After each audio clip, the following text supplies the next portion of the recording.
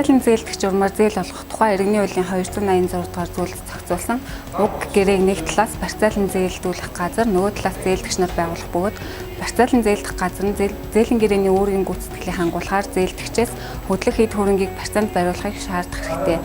Зээлийн гэрээний хүүг талууд харилцан тохиролцож тогтооно. За зээлдэгч зээлсэн мөнгө болон түүний хүүг зээлийн гэрээний хугацаанд төлөөгүй тохиолдолд барьцаалан зээлдүүлэх газар нь барьцааны зүйлээр үүргийн гүйцэтгэлийг хангуулах тухай зээлдэгчид нэн даруй бичгээр мэдэгдэн. Ингэж мэдэгдснээс хойш 10 хоногийн дотор зээлдэгч үүргээ гүйцэтгээгүй тохиолдолд барьцааны зүйлийг комиссийн боёо дуудлага худалдаагаар худалдан борлуулж үнийн дүнгээс үүргийн гүйцэтгэлийг хангуулж үлдсэн мөнгийг зээлдэгчид буцаа олгоно. Барьцаалан зээлдэх газар нь зээлийн гэрээний хугацаанд барьцааны зүйлийн бүрэн бүтэн байдлыг хариуцах үүрэгтэй, харин өмчлөх буюу бусад хэлбэрээр захиран зарцуулах хэрэггүй.